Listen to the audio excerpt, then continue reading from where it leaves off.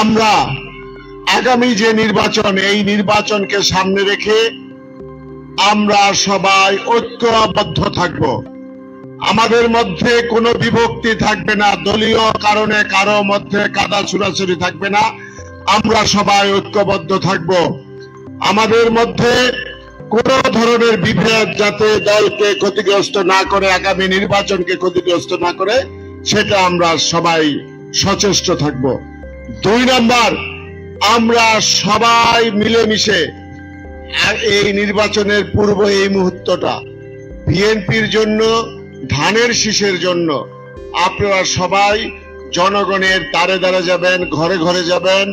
ঘরে ঘরে যে বিএনপির পক্ষে, ধানের শীষের পক্ষে আপনারা কাজ করবেন, জনগণকে বুঝাবেন। আপনারা জনগণকে বিএনপির কথা বুঝাবেন।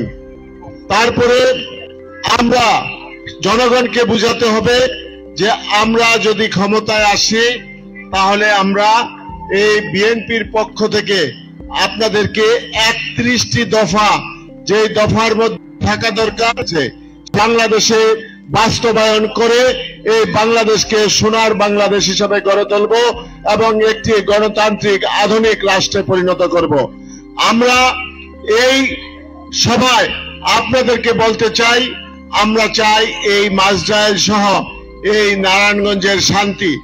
এখানে বিএনপির নেতা কর্মীদেরকে বলতে চাই, আপনাদেরকে সহনশীল হতে হবে, আপনাদেরকে জনবান্ধব হতে হবে, আপনাদেরকে মানুষের দলের ক্ষতি হয় অথবা এরকম কাজ কেউ করবেন না যে কাজ করলে দলের বদনাম হবে, ধানের শীষের বদনাম হবে।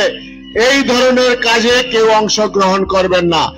আমরা ব্যর্থহীন কণ্ঠে বলে দিতে চাই, আমরা কোনো চাঁদাবাজকে প্রশ্রয় দিব না, আমরা কোনো সন্ত্রাসীকে প্রশ্রয় দিব না, আমরা কোন মাদক ব্যবসায়ীকে, মাদক সেবীকে প্রশ্রয় দিব না।